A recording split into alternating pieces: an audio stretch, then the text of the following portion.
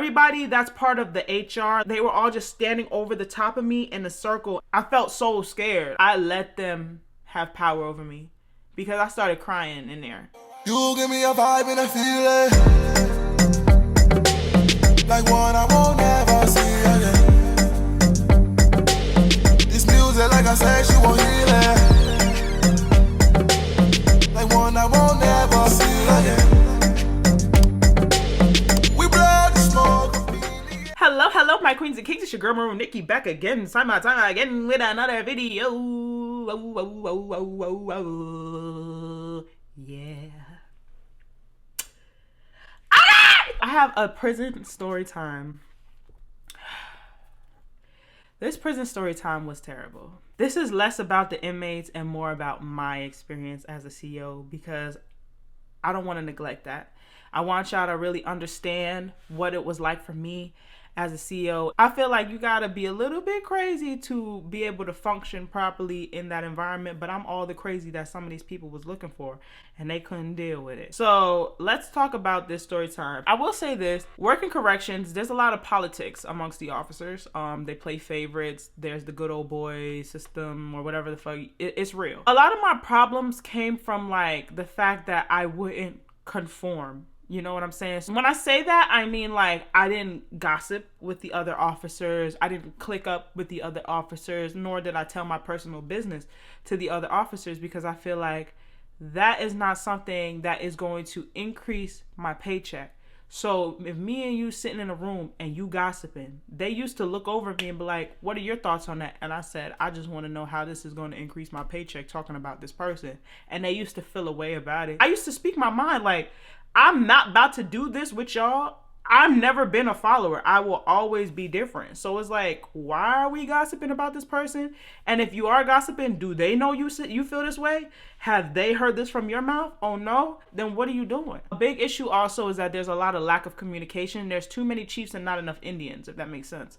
So everybody wants to lead, but nobody wants to follow. Everybody thinks that they're above the other when they're all the same rank. And they just overstep each other and nobody communicates with one another. And that's how I ended up receiving the backlash because I got caught up in the crossfire. It shouldn't have been like that. So let me just get into it because you know what I don't like to do, and that's what? Waste time. When you're a trainee, you're pretty much getting thrown and tossed everywhere. Now, what they don't let you know is that you are an at-will employee within your first year. At my facility, that's how it went. So you can get fired or you can get caught up in some BS real fast and nobody will help you out. You don't have anyone on your side. They can just get rid of you. You don't really have much protection or anything like that in your first year. You're in a probationary period. And then after you get over your year, you can pretty much set the place on fire and you still be all right. The first year was the hardest, I'm telling you. This is how I ended up in this situation anyway. So they tell you from the beginning, do not volunteer for things, okay?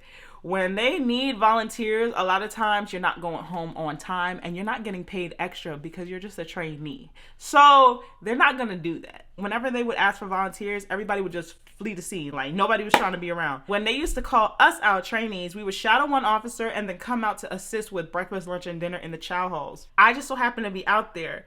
And when I realized that they needed volunteers, I was trying to slip off and go back to my building where I was shadowing at and just kind of be under the radar. Now, I successfully made it to the building. My lieutenant so happened to walk up to the building. He saw me, and I really try to stay low key, I swear. I try to get out of this man's way because when people see you, all of a sudden they have ideas. And trainees, we was pretty much fucking slaves, bro. They was telling us to do all the dirty work and all the grunt work that the officers didn't want to do. And when the lieutenant came, I was like, damn, I don't want him to see me, but I was already in the booth. I couldn't run off. Like, you're seeing me. So he walked up to me and he was like, hey, I need you to work medical. And I was like, huh? He was like, I need you to work medical. I was like, well, I'm kind of shadowing over here and they needed me to assist with passing out the paperwork because I really did not want to go to medical, y'all. I could not stand medical. People was sick. It was just dry and depressing. Like, it was just, it's too small. It's too closed in. Like, I just felt crazy in medical. I hated medicals. A lot of us hated medical because it was fast paced and high stress. Like, it was high stress because they were understaffed. There was no reason why one person should be holding down the whole medical facility like that by themselves. When he told me to go help out, I was like, ugh, like I didn't want to be over there. So I was originally with my sergeant shadowing. So my sergeant was like, go ahead and go with him. You heard what he said. Now, when I was in medical, y'all, my lieutenant came over there to check on me. I ain't gonna hold you. My eyes, Lord, it was so boring. I was a trainee, so I'm not allowed to do anything. I'm just sitting there and it's freezing cold and I'm just like staring off into space and I can't do shit. I can't move around. I can't do anything. So I'm not gonna hold you. I was getting a little drowsy, but I didn't fall asleep.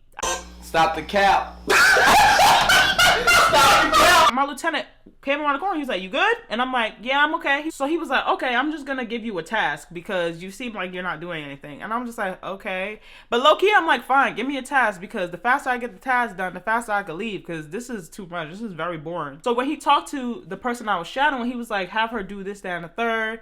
And the officer was like, but Lieutenant, I don't really have anything for her to do. He was like, well, find something for her. And I was just like, what's up? Because I was doing something back over there. Why you want me in here so bad? I honestly don't know why. I feel like maybe I was too under the radar and he wasn't feeling that. So the officer was like, Lieutenant, I'm going to try to find something for her to do, but I don't really know. He was like, well, just do something. And then he walked off. I kid you not, like an hour goes by and the officer's like, look, I don't have anything for you to do. So go back to where you were and figure that out. And I said, okay, that's fine. So I left medical and went back to my building to talk to my sergeant. My two sergeants that was on shift, one of them who wasn't present was responsible for the trainees and assigning us places. And the other sergeant was the one that was in the building with me holding it down. So when I seen him, he was like, oh, what you doing back here? I was like, well, Officer so-and-so sent me back here, Sarge. So what you want me to do? So he called the sergeant that was responsible for us. The sergeant was like, well, have her do count. Have her do something in the building. Have her do something. So when I was in there, I don't know what made my lieutenant. I really feel like he was watching me on the cameras, bro. Because you could see pretty much everything and everywhere. He came back to the building and was like, what are you doing in here? And I was like, well, they sent me back. And he was like, who sent you back? I was like, Officer so-and-so. And he was like, okay. And I was like, yeah, I'm going to go do count and I'm going to go help out on the floor. When I said that to him, he just looked at me and he was just like, okay. I knew right then and there from that okay that trouble was brewing because this is like high school and all they do is be on the bullshit. So I said, damn, like I know something's going to be wrong. So he walks away and then comes back again 5 minutes later and was like, make sure you stop by my office on your lunch break. I need to talk to you. So I said, okay, LT, it's not a problem. I'll do that. Thank you. And then he was like, okay. And I just knew. I'm like, damn, yo. I tried to explain to him, but I guess I didn't explain it to him well enough because like in his mind and in his face, you could tell he was already checked out. Like he was already done with me. He was making me feel like I did something wrong when I was really just following mad orders. Like, one person's telling me to go back. One person's telling me, oh, do this. The other person's telling me you should have still been in medical. Like, I was so lost. I want to say like an hour later, I'm still in the building. I'm still shadowing. I'm still walking around. I got a call to come down to the watch commander's office. The watch commander's office is like where important stuff be going down. So if you get called to the watch commander, that does not look good. Like the captains and all the higher rank people be in there. That's like the big bosses. So I'm going in there and they see me and they're like, yeah, go ahead and take a seat. We'll be right with you. So they had me waiting for mad long. I want to say they had me waiting for like an hour. And at this point now, I'm fucking shitting imaginary bricks. Cause I'm like, yo, my stomach is sinking to my ass. The major is here. Okay. The major's like underneath the warden. The major's here. He's walking in and out. Like it's mad people coming into the office. And they all go into one office and tell me to come in. I felt like I wanted to vomit. I'm not even gonna joke with you. I felt like I wanted to throw up. I walked into the office and I'm standing up and I'm taller than all of them. It's all of the higher up. The only person that wasn't there was the lieutenant that said okay and gave me the assignment and the warden. Everyone's standing up and I'm standing up and I'm taller than all of them. And there's this one sofa in the corner and they're like, take a seat. And I was like, I'd rather stand. They're like, no, take a seat. And I honestly feel like it was an intimidation tactic. Like HR was there, the major, one of the lieutenants that's responsible for the trainees, one of the sergeants, like they were all just standing over the top of me in a circle. And I was like, I felt so scared. I'm not even gonna lie to you. I was very scared. At this time, I really needed my job. And I just felt like something was wrong, like something was off. They just said to me, can you explain what happened today? And I was like, what do you mean? They were like, explain to me what orders you received to go to medical. And I said, well, I received orders from my lieutenant to go to medical. And when I was there, he left me under the care of this officer. He told the officer to give me an assignment. I was with the officer for a set amount of time, and they didn't have anything for me to do anymore. So they sent me back to where I originally was, which was under the care of Sergeant so-and-so. I told Sergeant so-and-so that I did not have any orders and I was coming back here because that officer from medical sent me back. So then he proceeded to call the other sergeant, the operations sergeant, and told me to stay in the building and continue to do rounds and continue to do things like that. When I explained that to them, they were like, so when you received the orders from the lieutenant, why didn't you listen to the lieutenant? I'm like, are y'all not hearing me? I don't know how else to put it. The way it works is if the highest ranked person tells you something, then everybody else doesn't matter. But I didn't realize that because I'm just going off of, if you told me this, you left me in the care of somebody and they sent me here and left me in the care of them and they sent me to this person, I'm going to follow the most recent order that I received. So they opened up a piece of paper in front of me and they're like, well, according to this email, Lieutenant so-and-so said that you were being defiant, that you weren't listening to him, and that you went and did your own thing. So I'm sitting there like, hold up. So now I see this is a fucking ambush. So my lieutenant reached out to my higher ups and told them that I was being defiant. And they got me in a small behind room sitting on a sofa up against the wall while they all stand over me and pretty much look down on me. And it was scaring the hell out of me. And this is what's going on. This is why I'm in this office right now. When they read the email to me, I said, that's not true. I was just going off of what was told to me. I thought that I did the right thing. So they said, no. And because of this behavior, we're considering firing you. I said to her, I said, well, I've never had any prior incidents or anything like that. Why are you even discussing termination? So then they were like, because this type of disorderly conduct is unacceptable on all fronts. So everybody's just looking at me and nobody's feeling bad. So I'm not even going to sit here and tell you no lie, y'all. It's probably one of the very few regrets of mine. I let them have power over me because I started crying in there because they were talking crazy. So they used their phone. They were like, oh, the warden would like to have a word with you. And the warden wasn't even present. They called the warden up on a cell phone and handed me the phone and told me that I needed to leave it on speaker. Y'all, the warden chewed me up. He was like, oh, so it seems like you have a hearing problem. It seems like you don't know how to take orders properly. I don't want that type of person on my team. I don't want that type of person working for me. You can't understand orders. I said, well, I was just following the orders that each person was giving me. There were so many different orders that I was being told. He was like, I don't want to hear that. I don't want to hear it. I don't want to hear it. In this moment, like, I just felt so powerless. Like, everybody was looking down at me. The only person that you could tell it was eating them up was the major. The major was in the corner. He couldn't even look at me. He just looked over to the side. I felt like he knew that this was way too much for something that could have just been excusable. Like, just tell me straight up, when this person gives you orders, it trumps what everyone else says, and you need to go back to him and find out what he wants you to do next. I didn't know. I didn't have any type of training on this. This was my first time, and they didn't even try to talk to me. They wanted to fire me off bucks, bro. I'm telling you, it's that cliquish shit, because I promise you, if I was kissing ass and I was pretty much making everybody feel good about gossiping and I was clicked up, I would have probably been okay. I would have got a slap on the wrist. He was like, well, this is what we're going to do. We're going to give you a resignation paper and you're going to sign it and you're never going to come back. He just kept saying, I'm going to give you a resignation paper. You need to sign this. You need to sign this. You need to sign this. So when he kept saying it over and over on the phone and I'm crying, something to me just was like, no. Like, it just came out like word vomit. Like, I'm telling y'all, like, I be trying to tell y'all, man. I be trying to tell y'all. People be sitting here acting like it's just them alone carrying out their days. No, because I had no intention of saying no. I had already accepted defeat. But something in me just came out of my mouth and was like, no. And he was like, excuse me? And I said, no, I'm not signing the paper. He was like, what do you mean? I just gave you an order. And I said, and I'm not signing it, sir. With all due respect, I'm not leaving. I'm not going anywhere. I just kept saying it over and over again. I'm not going anywhere. I'm not going anywhere. And I didn't even believe, like, I'm not even gonna lie, I didn't even believe the words that was coming out of my own mouth because, y'all, I was so through. I was ready to give up. He said, give the phone back to the person that called me. So I gave the phone back and he was like, take me off speaker. And they were talking and they told me to step out of the office.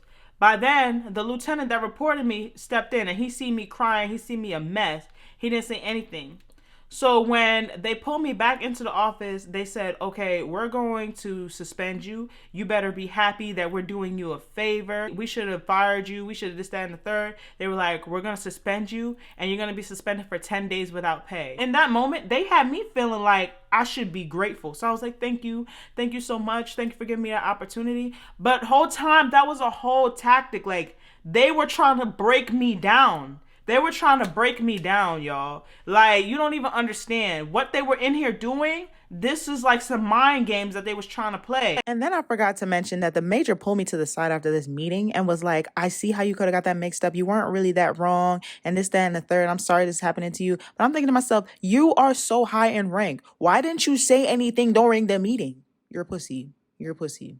When I finally got suspended and I took my 10 days off, I had to really sit down and evaluate what transpired and how we even got to this point. And I realized in that moment that I would never allow somebody to make me feel that powerless ever again in the place of work. Like I said, it's a lot of politics. They be in here trying to break people down. They want you to conform. They want you to fall in line.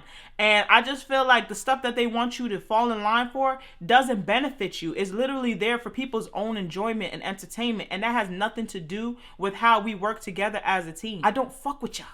I don't like y'all for real. You and I, we're cut from two different cloths. We've been down two different paths of life. So it's like I could never relate to you. You're never going to be somebody that I would get along with. When I first came back, I played it very passive, very cool. But as I started to get more comfortable within myself, I started showing people that I don't take no shit. And at this point in time, if you want to fire me, you can fire me. Because I'm not going to lay down and ever allow you to stand over me and look down on me and intimidate me and make me feel like I was this small ever again. In a room full of white people, I will never allow myself to be in that type of situation where all of these white people standing over me, just looking down on me, telling me that this is your fault, you deserve this, and we should do this. No, that should have never gone that way. When I came back, oh yeah, after a month or so of me coming back, they finally realized like, oh yeah, we definitely created a monster. I was not playing with them. And then my lieutenant had the nerve later on down the line to sit here and tell me that he didn't even know I got suspended and he was so sorry that this happened to me. He wished that they would have called him down. Motherfucker, you knew what you did. You knew what you did to me. You knew that you wanted them to put me in this type of situation. You knew.